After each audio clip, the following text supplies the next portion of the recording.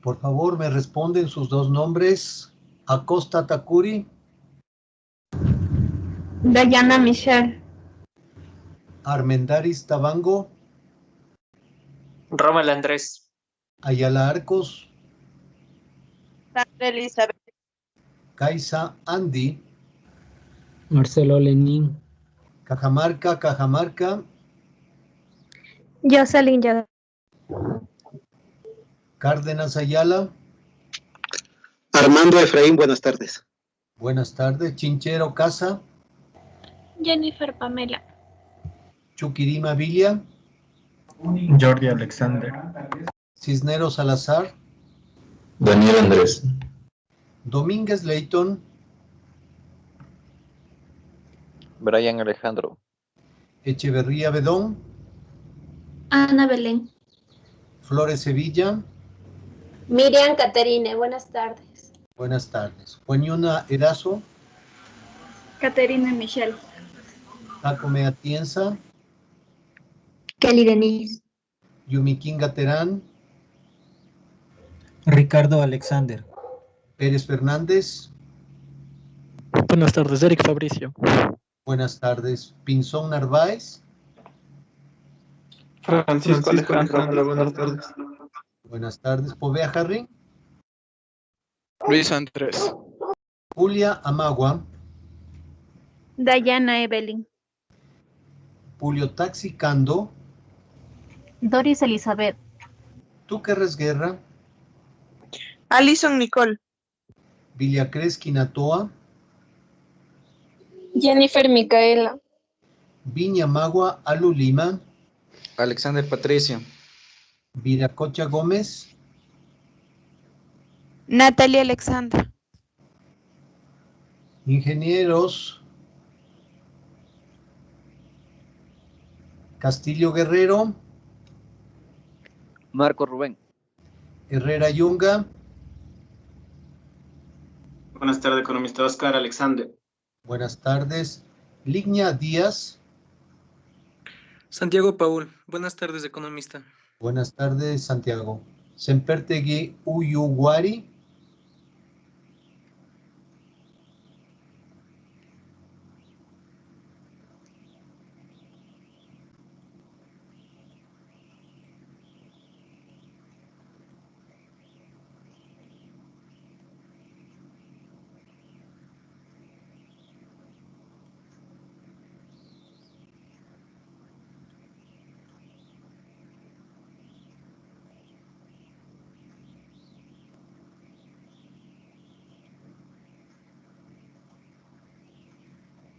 Bien.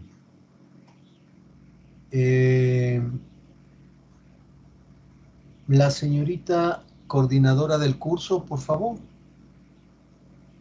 Sí, profe, buenas tardes. No le veo. A ver, espérenme un segundo. Kelly Denise. Ya. ¿Me puede decir, Kelly, en qué parte de la materia estamos? Terminamos de ver lo de el sistema financiero antes del Código Orgánico Monetario y Financiero, entonces hoy tenemos que ver después, que es la lámina 15. La lámina 15. Perfecto. Ajá. Videos, Kelly, ¿cuáles hemos visto de los videos Poder del Dinero? Terminamos de ver el de la crisis de Lehman Brothers, ese es el último que vimos. Ah, ya.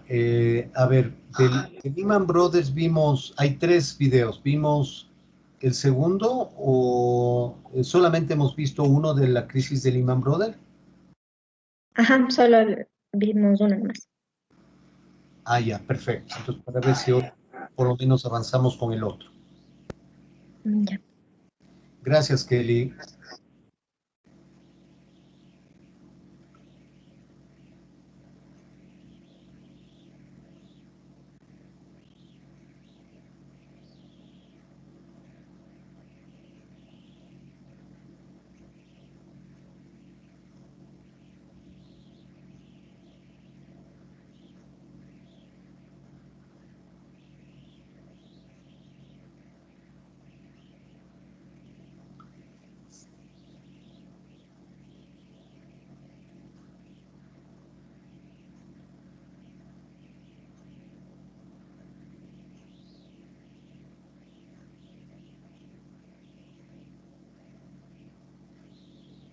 Por favor, no salgan de la reunión. Voy un momento a salir porque no quiere compartir el PowerPoint.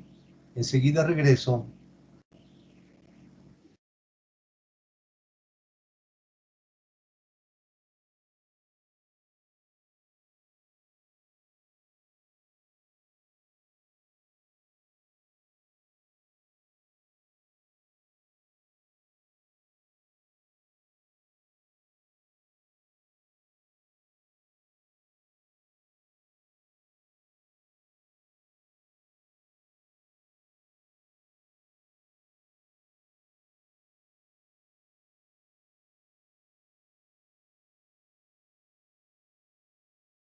Ya estoy de vuelta. Voy a compartir la presentación. Profe, buenas tardes. Buenas tardes. Buenas tardes, profe. Lo que pasa es que Andrea Sempertegui me dice que no le vale el audio. Estaba alzando la mano hace rato, pero no puede comunicarse. Que me escriba el número de cédula, por favor. Ya le digo.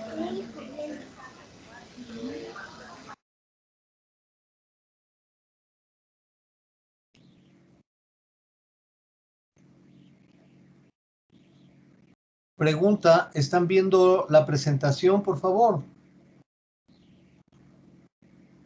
No, profe, no se ve.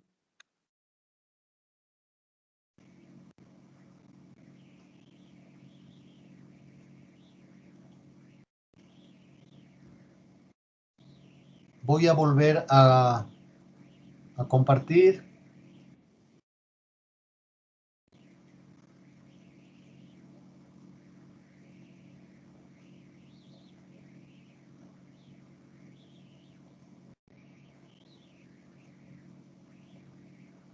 ¿Ahora sí ya la están viendo?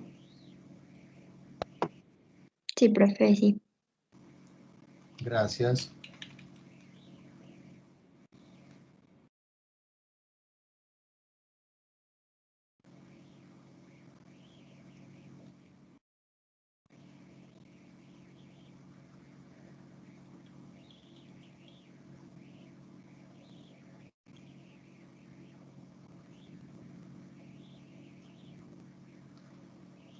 Bien, habíamos terminado de ver el mercado de dinero, que son lo que está alrededor de los bancos públicos y privados, con corporaciones, adicionalmente cooperativas y mutualistas bajo la economía popular y solidaria, y luego el mercado de capitales, compuesto fundamentalmente, entre otras, por las entidades del mercado de valores y del mercado asegurador. Pasamos a ver entonces ahora cómo queda el sistema financiero después de la emisión del Código Monetario y Financiero. Para poder comprender qué es lo que le llevó a Correa, ya veremos toda la política monetaria de Correa, de esos 10 años y 4 años de Lenín Moreno, ¿qué le llevó a Correa a expedir el Código Monetario y Financiero? Fueron varias razones. Si bien se modernizaban las leyes bancarias, de seguros y del mercado de valores, quería, en el fondo, quitarle protagonismo a los banqueros en la política ecuatoriana. Miren que desde comienzo del siglo XX, del Banco Industrial y Comercial de Guayaquil, propiedad de familias peruanas que vinieron a asentarse en Guayas, a comprar muchos terrenos en Daule, en Vinces, etcétera, para la exportación cacaotera, ese primer gran boom agrícola del Ecuador, y que fundaron un banco. Este banco que tuvo mucho que ver con la vida económica del Ecuador. Algunos de sus gerentes llegaron a la presidencia de la República. Hoy posiblemente en la segunda vuelta tenemos una herencia de eso. la participación de la banca en el poder político. No podemos negar que el gobierno de Lenín Moreno, en muchas de sus decisiones, ha hecho lo que le han aconsejado sus amigos banqueros.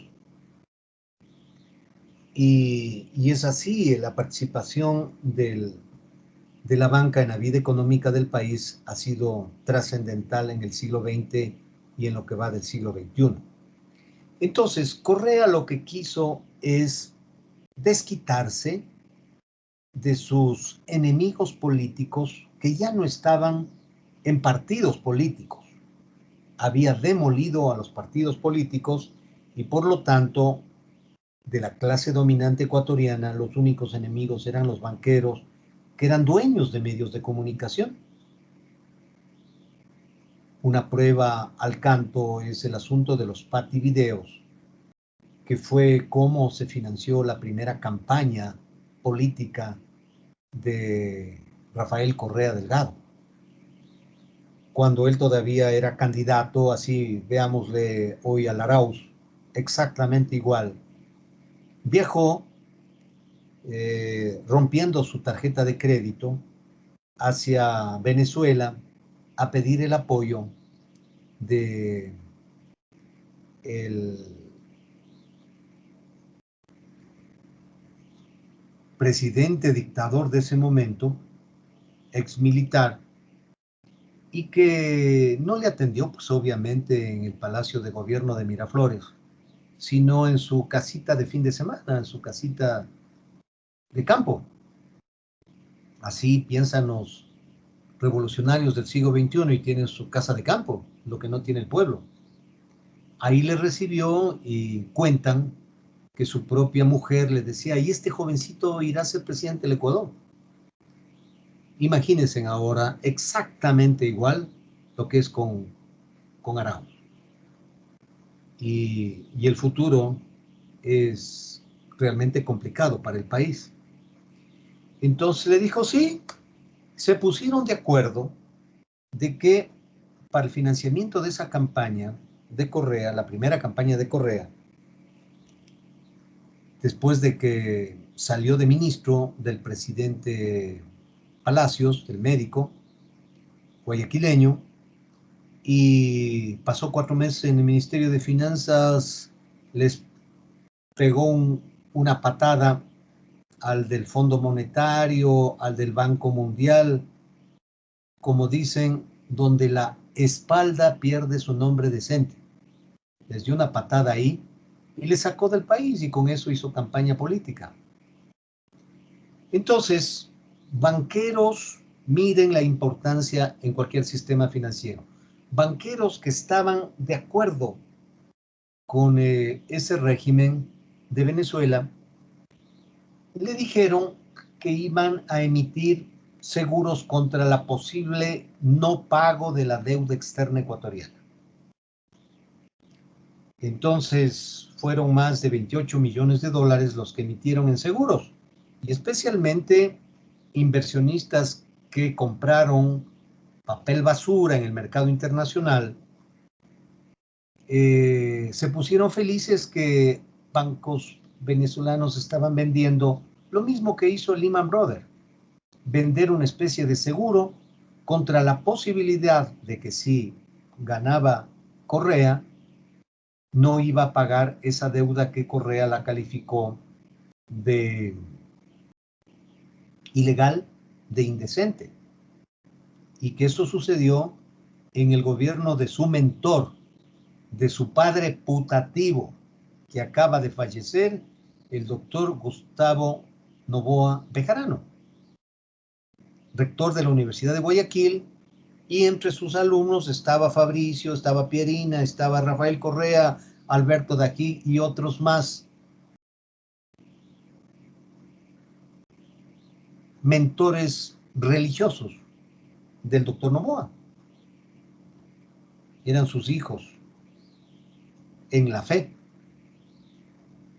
Bueno, entonces, regresando al tema, el presidente venezolano se puso de acuerdo con esos banqueros que estaban de acuerdo con ese régimen y emitieron estos bonos sobre el posible no pago de la deuda externa que había sido negociada en el gobierno del doctor Noboa y que se vendían en el mercado internacional como papeles basura con el 75% de descuento, es decir, bonos soberanos del Ecuador que se vendían con el 75% de descuento, pero con rendimientos a más riesgo, más tasa de interés, y que había cambiado de nombre esa deuda tradicional del Ecuador que tomaba el nombre de algún secretario del Tesoro de los Estados Unidos, sea el señor Baker, se llamaban bonos Baker, el señor Brady, se llaman bonos Brady.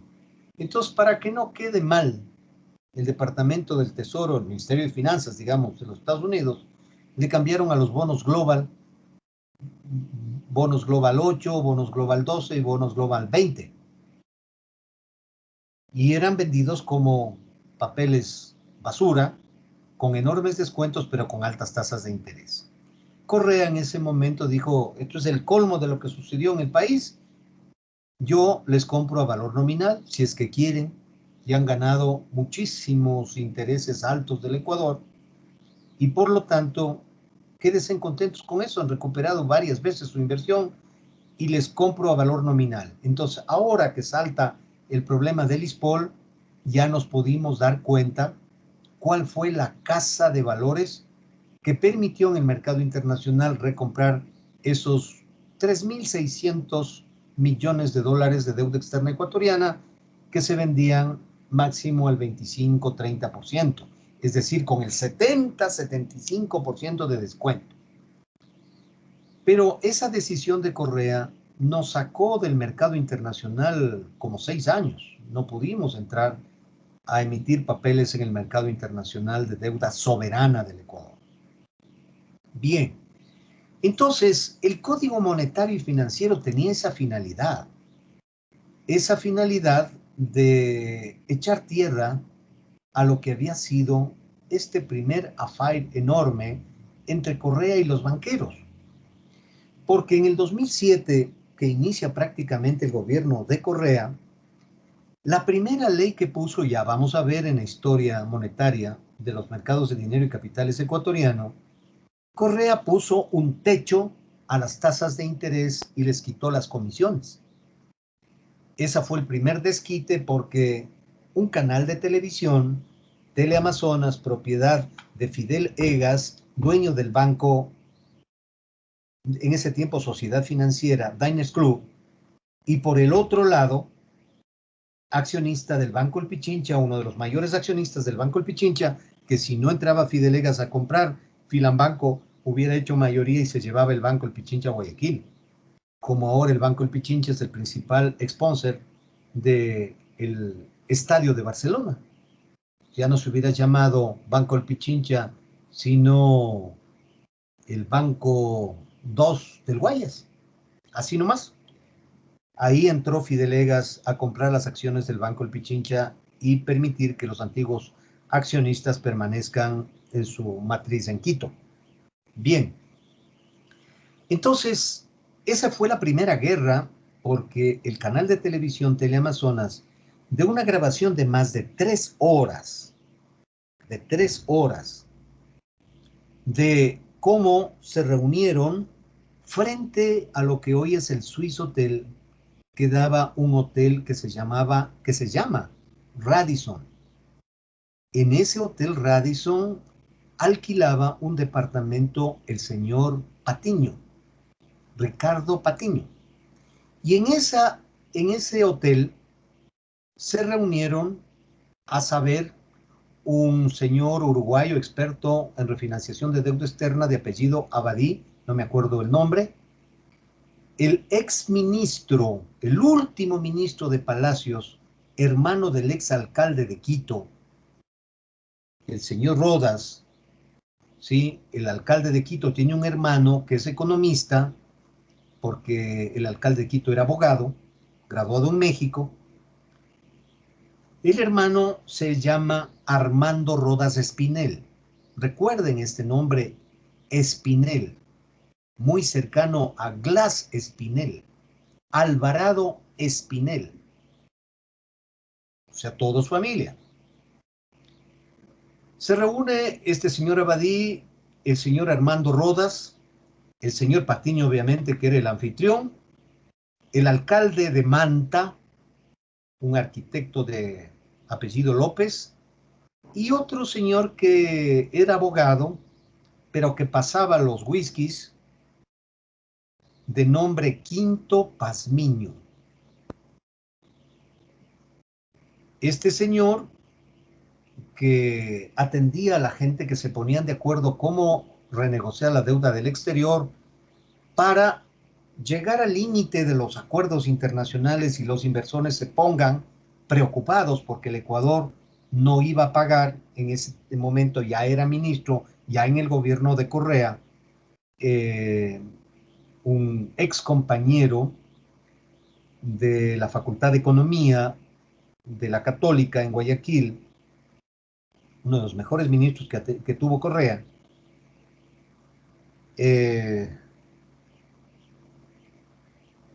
y se tomaba el tiempo necesario porque los convenios internacionales hacían que el Ecuador podría demorar 30 días más de la fecha de vencimiento para pagar o no pagar la deuda.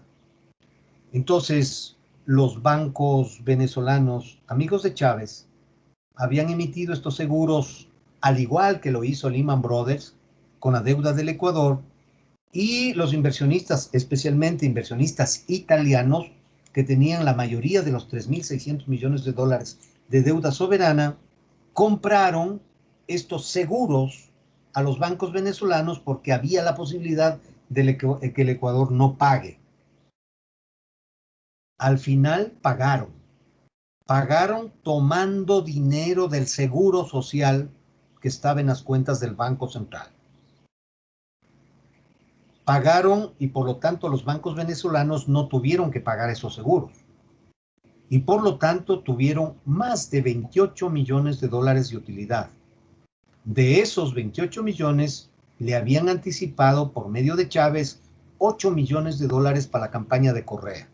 Entonces tenía el apoyo de Chávez de 8 millones de dólares para la campaña y el asesoramiento de asesores cubanos, asesores argentinos, expertos en marketing político, y obviamente atrás de eso Irak y Rusia.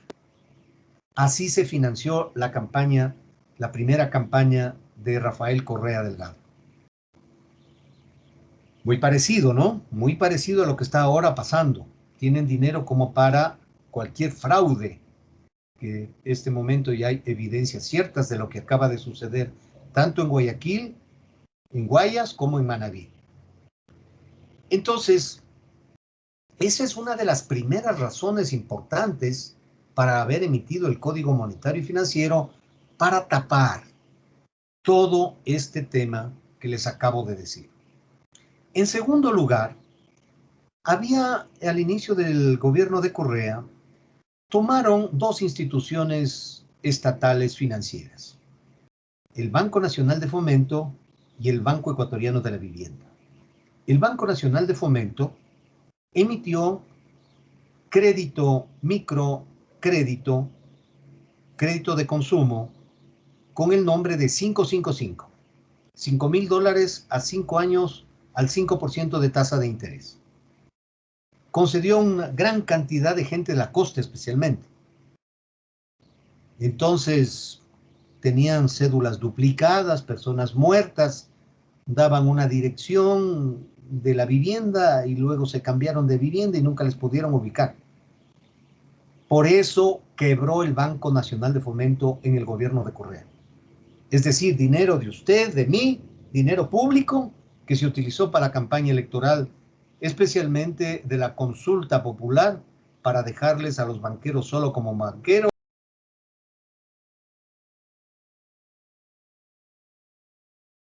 Servicios financieros o servicios auxiliares financieros. Entonces, segunda razón para haber emitido el código por parte de Correa: tapar lo que sucedió con el Banco de Fomento, lo que sucedió con el Banco de la Vivienda, con el famoso bono de la vivienda Y eso usted lo puede ver sin ningún problema en el Código Orgánico Monetario y Financiero, en las derogatorias, en el capítulo de las derogatorias. En tercer lugar, del salvataje bancario, recuerdo que en ese momento estaba de decano en la facultad el actual vicerrector de la Universidad Central, el economista Pozo, Marco Pozo Zumárraga, y nos recomendó, nos comisionó a 3 profesores de la facultad a un pedido de Correa de supervisar el tema del cierre de la crisis bancaria. Fuimos nominados, los 2 ya están jubilados y yo estoy próximo, el economista Fabián Albuja, ex superintendente de compañías, cuando se emitió el código, la ley del mercado de valores, el economista Bolaños y el que habla, su profesor. Fuimos para poder supervisar este tema. Ahí es donde tuvimos toda esa información y que consta, lo que les acabo de constar, consta en más de 7 libros que yo he escrito sobre la crisis bancaria del Ecuador. Ahí yo relato todo lo que estamos hablando. Noboa generó una decisión, el doctor Gustavo Noboa, presidente de la República en ese momento que acaba de fallecer, generó la ley Trole 2 para que el Ministerio de Finanzas emita los bonos AGD para el cierre de los bancos, para, más bien dicho, devolver el dinero a los bancos cerrados, de los clientes de los bancos cerrados. Esos bonos AGD, emitidos por el Ministerio de Finanzas, fueron a manos de la AGD, de la Agencia de Garantía de Depósitos, que se creó, como les dije en una clase anterior, y fue el laboratorio para lo que acabó de pasar 10 años después en Estados Unidos en la crisis de Lehman Brothers del 2008. Aquí se creó primero esta AGD, que era una especie de cementerio para los bancos que quebraron. Bien, entonces, esos bonos emitidos por Noboa, por el Ministerio de Finanzas, fue a parar en el AGD, pero emitieron más de 80 millones de dólares adicionales, porque Gustavo Noboa le encargó a un exministro de Finanzas del doctor Rodrigo Borja, el ingeniero comercial Jorge Gallardo Zavala. Jorge Gallardo Zavala, que últimamente ha estado en los medios de comunicación opinando sobre el tema de las elecciones.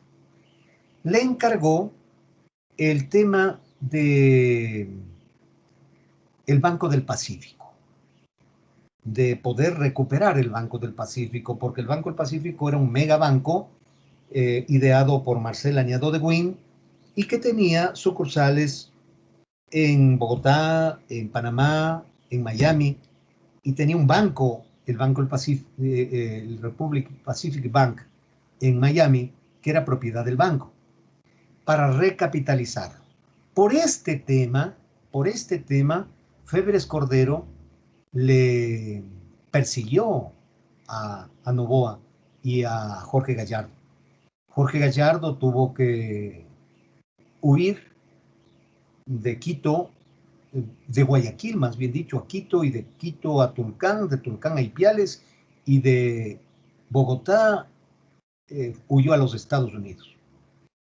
Y en cambio, Gustavo Noboa Bejarano, el expresidente que acaba de morir, que impulsó la dolarización y estos temas tan delicados, se exiló en la Embajada de Costa Rica, aquí muy cerca del tribunal, desde ahora se llama Consejo Nacional Electoral, en Aboz Mediano, y 6 de diciembre, donde queda ahora. Ahí quedaba la Embajada de Costa Rica, ahí se asiló Noboa, y luego que le dieron el salvoconducto pudo huir a Centroamérica. Por esta emisión adicional de los 80 millones. Entonces, en ese momento, el Banco del Pacífico pasa a propiedad del Banco Central del Ecuador. Pero el Banco Central es un banco de reserva, no es un banco comercial.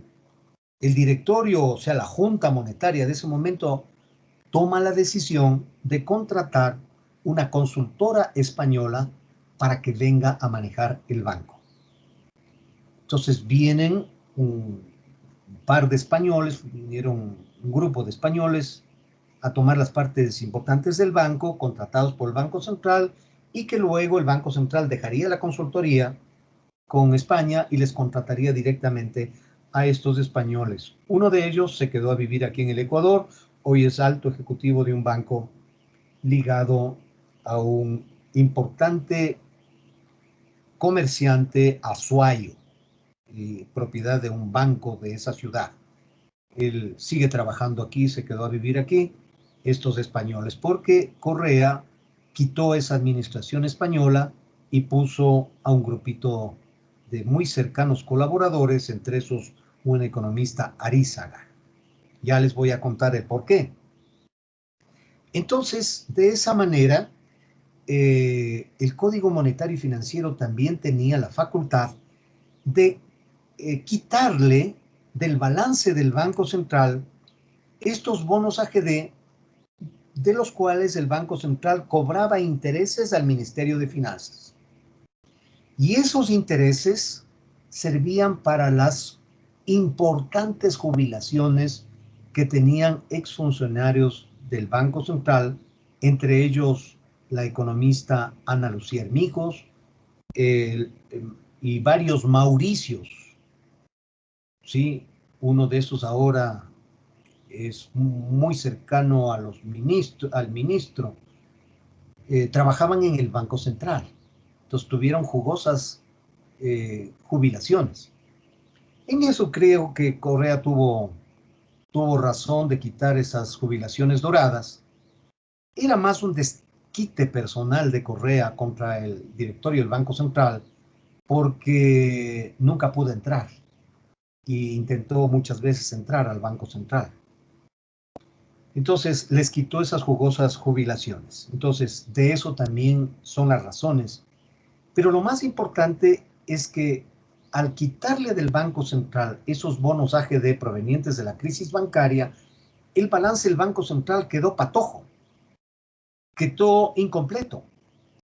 Y posteriormente, para pagarle a la Corporación Financiera Nacional, que fue la entidad que recibió de todo el sistema financiero nacional bancos que quedaron abiertos, funcionando en Quito, en Guayaquil especialmente, bancos abiertos, pero también de los bancos cerrados. Recibió la Corporación Financiera para pagar esas deudas al 100%, cuando eso a los depositantes de los bancos que cerraban les compraban, perdiendo el depositante en dólares hasta la mitad, hasta el 50% y posiblemente en el caso del Banco del Progreso todavía un poco más. Esa es la triste historia de lo que engloba el Código Orgánico Monetario y Financiero en las derogatorias. Otra de las razones fundamentales de haber emitido el Código Monetario y Financiero, jóvenes, es el hecho de que cuando hubo la crisis bancaria del 2000-2001, la nueva constitución que fue redactada en esa época, nueva constitución, hoy hay la de Montecristi, la anterior constitución, fue redactada en Academia de Guerra de Sangolquí. Ahí se reunieron, siendo presidente de esa asamblea constituyente, el doctor Osvaldo Hurtado, y como vicepresidente, un insigne ibarreño, Luis Mejía Montes de Oca, que creo que estudió economía, nunca creo que se graduó, pero tuvo las más importantes funciones de esa provincia. De mis alumnos que sean ibarreños, van a saber que Lucho Mejía Montes de Oca, que tuvo un problema con los nervios de la cara, que tuvo un parálisis facial, ya deben posiblemente ubicarle. Él fue todo, ¿no? Alcalde de Ibarra, fue prefecto, y él era el vicepresidente. Él tuvo que encargarse de esa asamblea constituyente porque Osvaldo Hurtado, el doctor Osvaldo Hurtado renunció, y la última sesión para aprobar esa constitución se lo hizo en honor a Riobamba, donde se había redactado la primera constitución donde se había aprobado la primera constitución del Ecuador. En esa constitución quedaba prohibido que el Banco Central preste a la banca comercial, que según la gente, esa fue la causa especialmente de la crisis bancaria, pero especialmente al Estado, a los gobiernos. Entonces, Correa hace aprobar el Código Monetario y Financiero para que nuevamente el Estado, el Banco Central, le pueda prestar al gobierno de Correa, especialmente a partir del 2015, por eso se aprueba en el 2014 el Código Monetario y Financiero, porque los precios del petróleo a nivel internacional comienzan un descenso enorme. Y eso hace que, necesitando dinero para sus mega obras, lo que hace es sacar dinero del Banco Central, más de 7,000 millones de dólares, de los cuales, como ya dijimos en una clase anterior, le ha pagado 2,000 millones de dólares, pero con papeles que no ayudan a la liquidez del Banco Central, como acciones de la Corporación de Finanzas Populares, de la Corporación Financiera, de Banecuador, que no sirven en el mercado financiero porque nadie va a comprar esos papeles. El Banco Central está con esos papeles en su balance y 4,000 millones que todavía, más de 4,000 millones que no le paga el Estado, y acaba de firmar un convenio el gobierno de Lenín Moreno de pagarle esa deuda al Banco Central en 15 años. Entonces, esta es la principal razón de haber emitido el Código Monetario y Financiero. Ustedes, jóvenes, todavía son beneficiarios de un profesor que le tocó vivir todo esto y que le tocó escribir todo esto y que nadie le ha dicho que está equivocado o que es un error. Miren, el gobierno de Correa y ahora la segunda edición, que es el gobierno de Arauz, fue corrupto desde el comienzo. En el año 2008, cuando vino el yerno de Carlos Slim, un mexicano con una de las mayores fortunas del mundo, dueño de lo que hoy es Claro, a negociar las frecuencias acá en el Ecuador.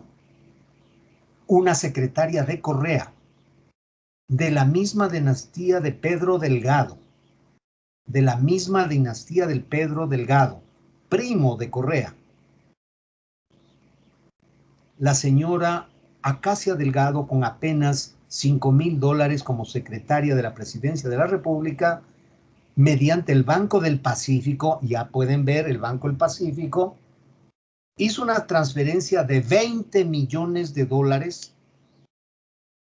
10 millones de dólares en dirección a Estados Unidos, y ahora nos podemos entender, coincidentalmente, 10 millones de dólares a Bélgica. Ustedes entenderán lo que hay detrás de eso. Ahora su suegro ya no es el capataz de las construcciones en edificios en esa república. Ahora es un importante constructor.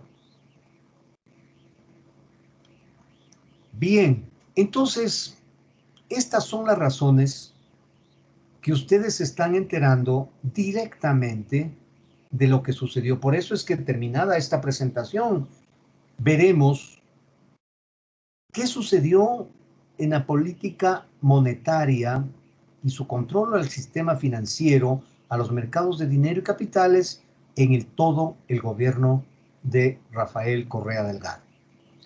Bien, con este antecedente, con esta introducción, pasamos a ver cómo queda el sistema financiero nacional después de la emisión del Código Orgánico Monetario y Financiero. Y nos vamos a situar en el artículo 160 del Código Monetario y Financiero, en donde describe ¿Cuál es el sistema financiero nacional? Recuerden que en esta parte del Código Monetario y Financiero, es lo que antiguamente fue la Ley General de Bancos y en el 94 por Sixto Durán Ballén transformada en Ley Orgánica de Instituciones del Sistema Financiero. Ahora es un capítulo del Código. Ahí está el artículo 160. Habla primero de la banca pública y dice que la banca del Estado, la banca estatal, está compuesto de bancos y corporaciones.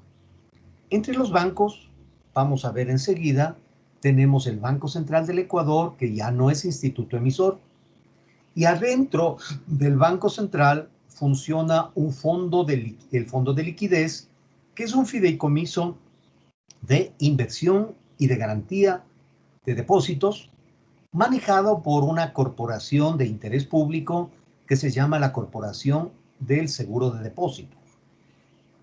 Físicamente incluso funciona el Banco Central. Las entidades del Banco Central entregan información sobre la liquidez, sobre los problemas del sistema financiero, pero es una persona jurídica independiente del Banco Central. Porque en la Constitución de Noboa, en la Constitución de Sangolquí, no estaba permitido que el Banco Central le preste al Estado y le preste a los bancos comerciales. Entonces los abogados construyeron este fideicomiso para encontrar un atajo jurídico y vuelva el Banco Central a partir del 2008, porque la crisis bancaria fue en el 2001, a partir del 2008, vuelva a ser el prestamista de última instancia. Es decir, vuelva a prestar tanto a la banca, a las cooperativas, a los mutualistas, pero especialmente al gobierno. También el Banco Central quedó ya con el Código Monetario autorizado a emitir papeles de corto plazo, llamados títulos Banco Central. Y en la banca pública, los bancos también quedaron los de desarrollo.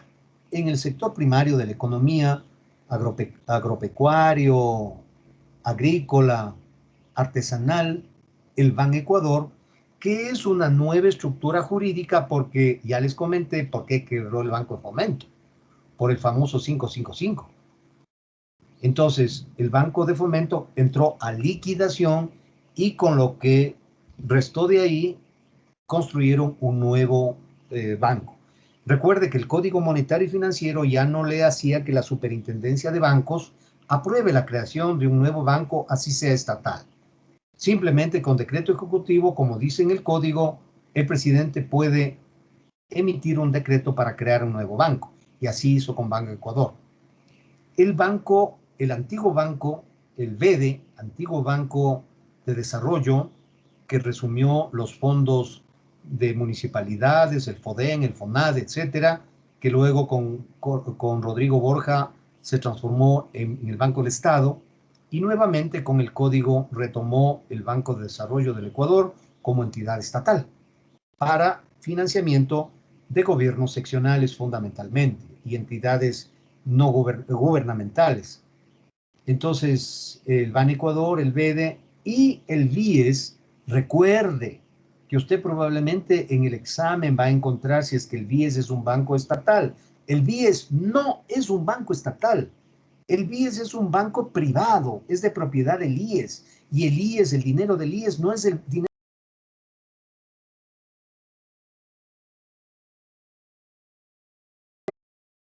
¿Sí? Entonces, el BIES es un banco de interés público, pero es un banco privado. Así quedó constituido la banca pública, ¿no es cierto? Entre bancos. Luego vienen las corporaciones.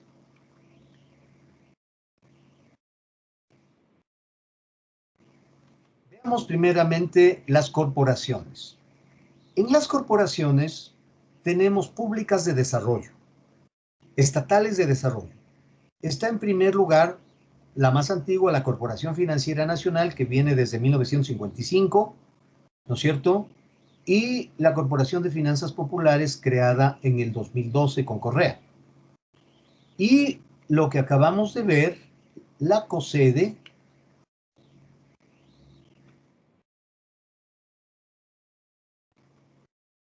la Corporación del Seguro de Depósitos, quien maneja el fondo de liquidez compuesto con un fideicomiso de inversión y garantía. Así quedaron entonces los bancos y las corporaciones. En la banca privada quedaron los bancos múltiples y bancos especializados. Para los que fueron mis alumnos en modelos del semestre pasado, si un banco tiene solamente un producto, sea productivo, comercial, de consumo, de vivienda, lo que fuera, es un banco especializado. En el Ecuador solamente han quedado dos. Uno que es típicamente empresarial, que es un banco extranjero, que es el Citibank, y un banco especializado en crédito de consumo, que es el Banco Diners Club. No hay más. Porque todos los otros bancos son bancos múltiples, porque tienen todos los otros productos de crédito. Para ser especializado tienen que solamente tener un tipo de panorama de negocios, de modelo de negocios. Entonces, de esa manera dice el nuevo Código Monetario y Financiero cómo es los bancos. Recuerden que la parte bancaria está remarcada con el color rojo de esta presentación. Luego tenemos las entidades de medio banca. Ya vimos que así define el código a las corporaciones. Y en el Ecuador hay tres, ¿cierto? La Corporación Financiera Nacional, su ámbito son los bancos, mutualistas, cooperativas, especialmente entidades de intermediación financiera. La Corporación de Finanzas Populares también es una corporación financiera especialmente para cooperativas y mutualistas. Podía ser igual que la Corporación Financiera Nacional, una fiduciaria del Estado, pero si bien prevé la ley que lo puede hacer, no lo quiere hacer y solo maneja un fideicomiso de las instituciones que han sido liquidadas, ya sea por decisión de sus socios o por necesidad de limpiar el sistema financiero. Y finalmente, la Corporación del Seguro de Depósitos, la COSEDE, que tiene tres bolsillos en el fondo de liquidez, uno para bancos, otro para mutualistas y cooperativas y entidades de la economía popular y solidaria, y la tercera de seguros, de compañías de seguro que quiebran. Entonces, esas son las corporaciones que este rato prevé el Código Monetario y Financiero actualmente en vigencia. En cuanto a la medio banca, banca de inversión privada, las sociedades financieras fueron eliminadas con el Código Monetario y Financiero. Todo lo que hacían en banca de inversión las sociedades financieras han sido trasladadas como banca de inversión mediante fideicomisos de diferente índole de inversión, de financiamiento, de garantía, etcétera, al sector del mercado de valores. Es decir, la medio banca privada fue prácticamente eliminada, porque las mutualistas de ahorro y crédito y las cooperativas de ahorro y crédito, que no son sociedades de capital, por esto es una característica especial, no son sociedades de capital, son sociedades de personas. No hay capital social, no hay acciones. Sí, en las mutualistas y cooperativas hay cuentas patrimoniales conformadas con pequeños aportes de las personas, de los socios o de los mutuados, que no pueden superar al 5% del capital total de la cooperativa. Entonces, no son sociedades de capital, son sociedades de personas. Las dos son casi como bancos, mutualistas y cooperativas, las grandes especialmente, son prácticamente como bancos. Sí, son bancos, pero de la economía popular y solidaria. Aquí se reafirma lo que les dije. ¿Qué es lo que hizo Correa? Tratar de quitarle el protagonismo a la banca privada, que eran sus enemigos políticos, y propiciar un incremento de la economía popular y solidaria, porque muchos de ellos eran sus adláteres. Son todavía, en algunas cooperativas, son muy correístas. Entonces, con eso, él quitaba protagonismo a los bancos privados y impulsaba a las mutualistas, especialmente a las cooperativas de ahorro y crédito, a que reemplacen al sector privado, bancario y financiero del país. Tuvo entonces el Código Monetario, con esto se reafirma, un interés eminentemente político. En los servicios financieros, en los servicios financieros quedan los almacenes generales de depósitos, las almaceneras que siguen funcionando junto con algunos bancos en el comercio exterior. Habíamos dicho ya en la clase anterior que los almacenes generales de depósitos son bancos no de dinero, sino son bancos de productos. Y el almacenamiento se lo puede hacer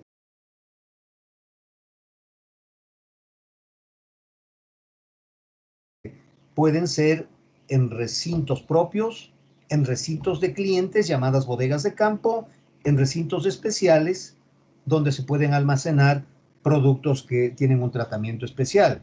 Tendales donde se seca el cacao, esferas donde se guarda el gas o silos para guardar los productos, etcétera, ¿no es cierto? Y habíamos dicho que en las almaceneras se pueden hacer depósitos provisionales, matrículas de almacenamiento simple, hemos explicado cómo funcionaban, certificados de depósitos, que eran los únicos que podían negociarse en la bolsa de productos y ahora se lo hacen en la bolsa de valores, y finalmente el depósito comercial público, que es el depósito en recintos aduaneros. Luego tenemos las casas de cambio, que si bien hay un par de casas de cambio que todavía existen, muchas se convirtieron en sociedades financieras y finalmente se han convertido en bancos. Ahora los bancos son los que hacen el cambio de monedas. Cuando usted necesita dólares o euros, ya no existe un enorme mercado de cambios cuando sucedía cuando teníamos sucres. Y la CTH, la Corporación de Desarrollo del Mercado Secundario de Hipotecas, que es aquella que era la versión ecuatoriana de Fannie Mae y Freddie Mac. ¿No es cierto? Entonces, de esa manera se convirtieron los servicios financieros. Entonces, Kelly, por favor, nos quedamos para mañana desde la lámina 20. Este rato vamos a ver un video creo que ya lo vimos, hipotecados del triunfo del dinero, ya lo vimos, por favor, ¿me ratifican? El capítulo 5. Kelly. No, profe. Entonces eso vamos a ver primeramente para luego complementar el día de mañana con el segundo capítulo de la crisis financiera de Estados Unidos. Me dan un segundo para poder dejar de compartir esto.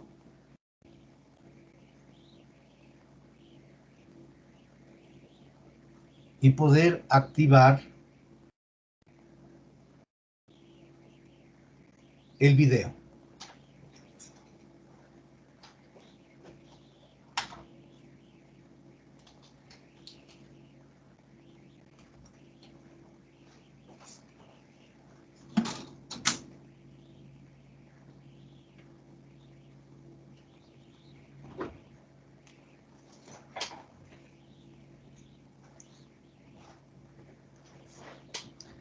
Santiago Ligna, tenga la bondad de eliminar su participación en el Teams, porque está como que estuviera usted totalmente conectado y necesito ver al resto de compañeros. Ya me desconecto. Listo. Tiene que volverse a conectar de inmediato, pero normal, ¿no?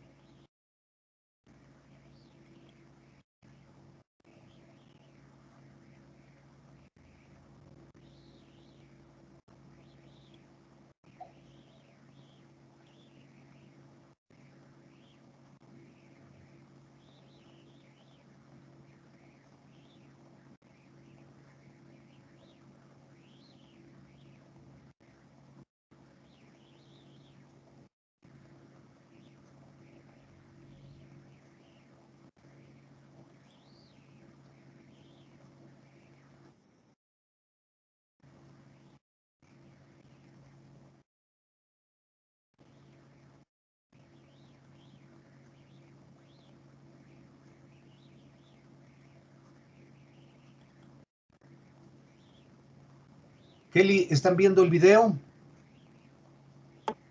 Sí, profe. Sí se ve. Por favor, me avisa si es que tienen sonido.